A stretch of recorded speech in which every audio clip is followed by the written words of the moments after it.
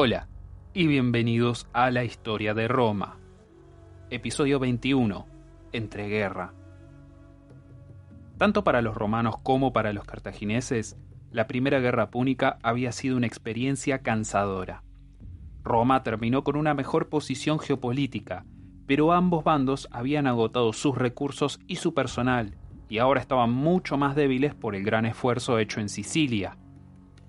Como consecuencia, ambos estaban vulnerables al ataque de enemigos oportunistas. Solo repasaré brevemente los desafíos que los norafricanos enfrentaron en este periodo de entreguerra, para luego dar una mirada detallada de las confrontaciones entre los romanos y ejércitos gálicos al norte y piratas ilirios en el mar Adriático. Esto es, después de todo, la historia de Roma, no la historia de Cartago.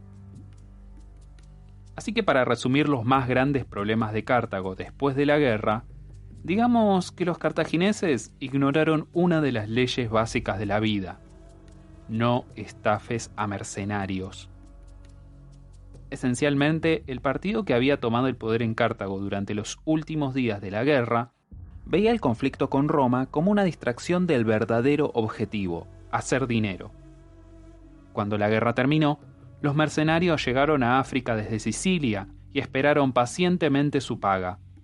Pero el nuevo gobierno cartaginés estaba corto de fondos y decidió que una buena forma de ahorrar dinero y reducir el costo total de la guerra sería recortar drásticamente el sueldo de quienes estaban por convertirse en ex empleados. Es un completo misterio cómo pensaron que esto no terminaría mal. Cuando los pagadores cartagineses llegaron al campamento mercenario, las tropas, que ya estaban perdiendo la paciencia ante la falta de su sueldo, se calmaron un poco.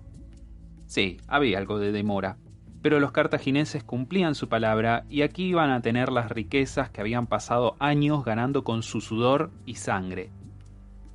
Los enviados cartagineses entonces comenzaron con un discurso que seguramente les suena muy familiar a todo aquel que alguna vez recibió una notificación de despido. Queremos agradecer a todos por su duro trabajo. El futuro es brillante para Cartago. Solo necesitamos dinamizar nuestra liquidez para maximizar nuestros futuros ingresos. Así que están todos despedidos y sin indemnización de desempleo. Por decir poco, los mercenarios no aceptaron esto. No escribieron cartas al diario para quejarse de la injusticia de la economía global mientras retocaban su currículum, no. Tomaron sus espadas y dijeron: con que estafándonos, ya lo veremos. Por los siguientes 3 años, Cartago estuvo enredada en una guerra con su propio ejército, una proposición muy extraña, cuando la razón por la que habían contratado a los mercenarios en primer lugar era porque no tenían un ejército local propio. Pero Cartago encontró algunas monedas en el fondo de sus bolsillos y contrató a otro grupo mercenario para luchar contra los mercenarios ofendidos. Cartago eventualmente ganó la pelea, pero todo el asunto terminó costando mucho más que si hubieran pagado a los mercenarios en primer lugar.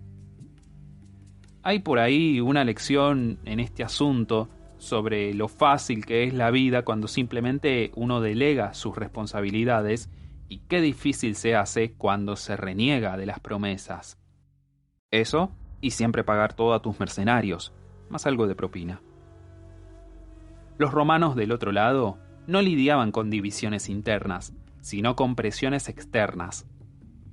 En general, había 2 visiones enfrentadas sobre cómo debía crecer el imperio romano, y 2 familias que encarnaban esas visiones.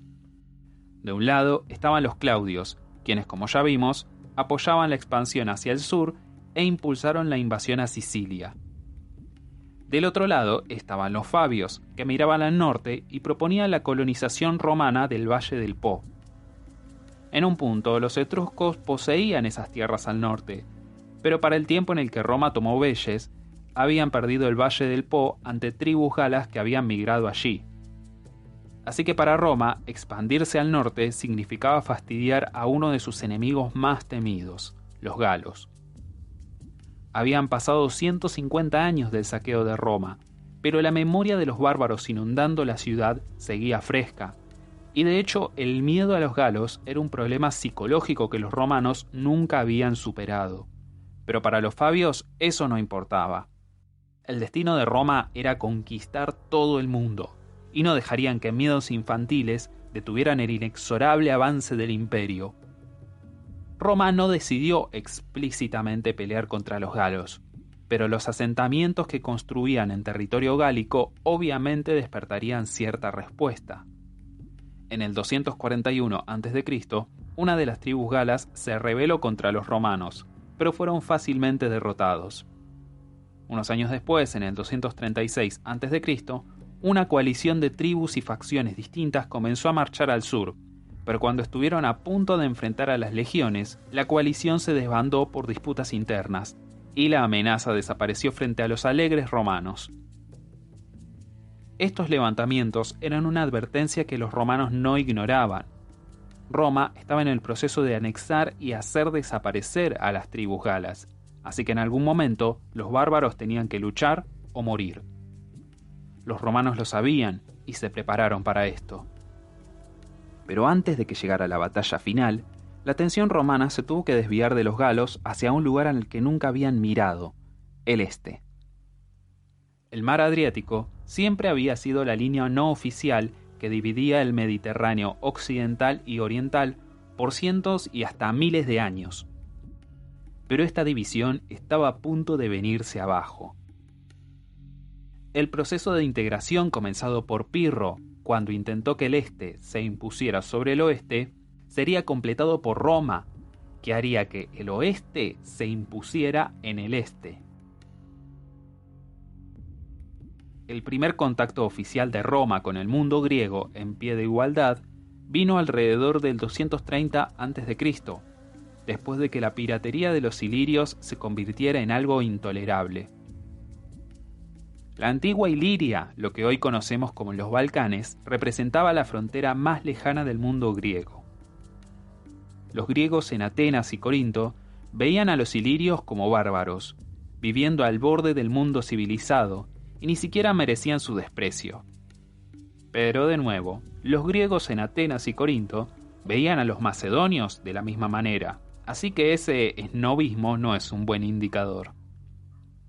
El nuevo reino de Iliria se había formado alrededor del 240 a.C., y en la cumbre de su poder logró controlar toda la costa oriental del Adriático, incluyendo el antes independiente reino de Epiro. Pero este nuevo reino no se extendía muy tierra adentro, y como resultado, los ilirios veían al mar como su fuente de recursos y poder. Pero la economía de este reino no estaba a cargo de comerciantes y marineros escrupulosos, sino encabezado por bandas de piratas y corsarios. Como los estados piratas del siglo XVIII, Iliria era un estado soberano financiado enteramente por actividades criminales. Eran tolerados por los griegos porque los blancos de los piratas eran los pueblos no griegos, y los bienes del oeste llegaban a los mercados del este a veces con un precio menor, permitido a cambio de hacer la vista gorda de los lisos y llanos robos que cometían. Los romanos, que sí eran blancos para los piratas, veían esto muy diferente. Esta era una amenaza que debían enfrentar. Al principio se movían poco, pero cuando los ilirios comenzaron a atacar ciudades portuarias romanas, dejaron de contenerse, y en el 228 a.C., los romanos se lanzaron contra los ilirios con una precisión brutal. Al mismo tiempo que se lanzaba una campaña militar contra las ciudades ilirias a lo largo del Adriático, Roma también enviaba una misión diplomática a Grecia para explicar lo que estaban por hacer. Los romanos querían asegurarse que los griegos entendieran que la guerra en Iliria era algo limitado que terminaría cuando aplastaran la amenaza pirata. Sí, tropas romanas estaban por poner pie en territorio griego, pero no había planes para que permanecieran más de lo necesario y no se planeaba ninguna invasión al este. Los griegos les tomaron la palabra, y los romanos fueron bien recibidos, marcando el inicio oficial de las relaciones diplomáticas entre Roma y las grandes ciudades de Grecia. Los griegos seguían viendo a los romanos como bárbaros, pero al menos el poder de Roma era reconocido.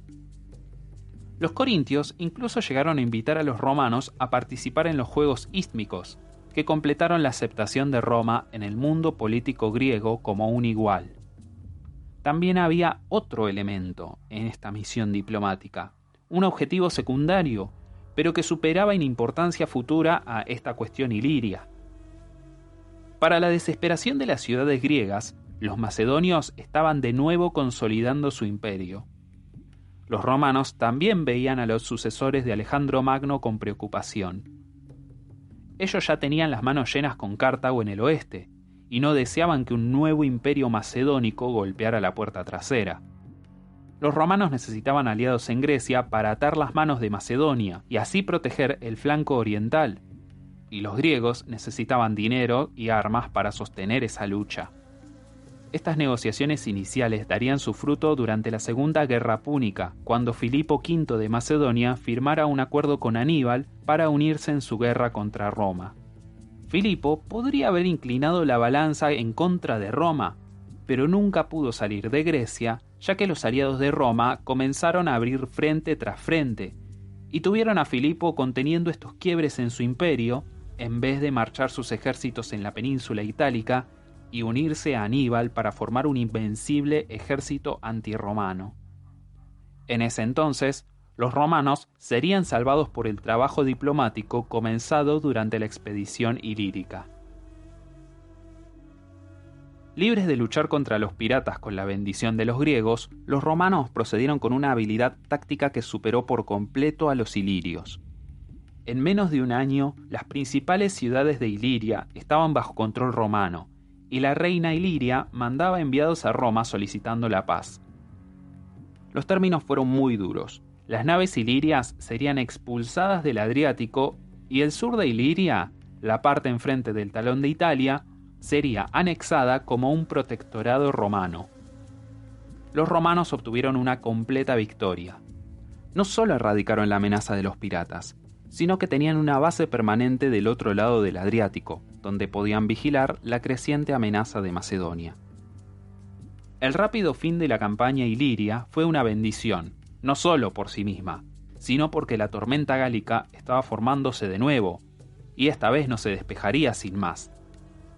En esta oportunidad, los galos estaban reunificados y decididos. En el 226 a.C., los galos invadieron desde los Alpes con la intención de volver a saquear Roma. Para encarar la invasión, Roma reunió una cantidad sin precedente de soldados. Invocaron todas las fuerzas combatientes de toda la península italiana, con cada comunidad comprometiéndose con lo que solo se puede pensar como una lucha por la mismísima civilización. Hay recuentos de hasta 700.000 soldados de infantería y 70.000 jinetes de caballería reunidos. No todos eran parte del ejército que lucharía, y muchos serían empleados solo para la defensa local, pero igual nos hace una idea de qué tan en serio se tomaron los romanos esta amenaza. Se dividió a los ejércitos para vigilar puntos estratégicos clave, pero los galos lograron marchar a Clusio, en el sur de Etruria, hasta que encontraron una resistencia real. La primera batalla no salió bien para los romanos, y sus ejércitos fueron atrapados por los galos. Pero los invasores tomaron la oportunidad para saquear los campos, en vez de mantener la presión sobre los romanos, y permitieron que las legiones atrapadas se escaparan. Esta ambición sería la perdición para el ejército gálico. Cuando los galos acamparon, los jefes y caudillos galos decidieron demorar el saqueo de Roma por el momento. Los caudillos reconocieron que sus soldados estaban muy cargados con botín como para luchar efectivamente, y sin deseo de dejar sus riquezas, decidieron volver al norte para depositar sus ganancias antes de volver de nuevo para terminar el trabajo en el sur. Eligieron una ruta a lo largo de la costa etrusca que ofrecía el pasaje más fácil para sus sobrecargados animales de transporte, pero esto sería un atroz error. El pasaje entre el mar al oeste y las empinadas colinas al este solo permitía que se movieran en dirección norte o sur. Un ejército romano notó el movimiento de los galos y tapó el pasaje desde el norte. Los galos decidieron voltearse y buscar otra ruta, pero ya era demasiado tarde. El ejército romano que habían dejado huir estaba viniendo desde el sur, atrapando a los galos en ese pasaje. Los romanos estaban deleitados con su golpe estratégico, pero inmediatamente se pusieron nerviosos al ver a estos 50.000 galos atrapados y desesperados que se preparaban para luchar a muerte. Fue una dura y sangrienta batalla, pero los galos no pudieron mantener los dos frentes y terminaron aplastados entre las dos líneas romanas. Con la principal fuerza gala destruida, los romanos buscaron a las otras fuerzas gálicas desparramadas en la campiña, derrotándolas una por una. Así terminó esta invasión. Los romanos aprovecharon la ventaja y despejaron toda Italia de galos. La tierra italiana justo al sur de los Alpes, que por mucho tiempo se consideraba parte de Galia, ahora era territorio romano por completo, y lo seguiría siendo por los 750 años que quedaban del imperio. Los años entre las dos primeras guerras púnicas fueron agitados y exitosos para Roma. Abrieron relaciones con Grecia, estableciendo aliados que jugarían un papel clave en la gran guerra con Aníbal. Garantizaron la seguridad de sus rutas de comercio y comunicación al este, que serían de suma importancia cuando el oeste estallara en una guerra total. Después de la lucha con los galos, Italia jamás había estado tan unida, y fue esa unidad, más que cualquier otra cosa, que permitiría evitar el intento de Aníbal de quebrar a Roma. Su plan sería derrotar a los romanos en batalla y convencer a los aliados italianos de Roma que se volvieran contra la gran ciudad. Pero para su decepción, se negaron, pese a que Aníbal demostrase una y otra vez lo superior que eran los romanos. La temible invasión gala y la habilidad de los romanos para derrotarlos ganaron el cariño de sus aliados italianos, que jamás se volverían en contra de la gran ciudad protectora de la civilización italiana, ni siquiera cuando llegara Aníbal. La próxima semana cubriremos los eventos que llevaron a la Segunda Guerra Púnica, la conquista cartaginesa de Hispania y la respuesta romana. Es imposible negar que los romanos estuvieron violando el tratado con Cartago cuando aceptaron ir en auxilio de Sagunto, pero como fue en el caso de Mesana en Sicilia, vieron una oportunidad de tener un pie en Hispania y la tomaron, y al diablo con las consecuencias. Pero esas consecuencias, no hace falta decirlo, serían descomunales.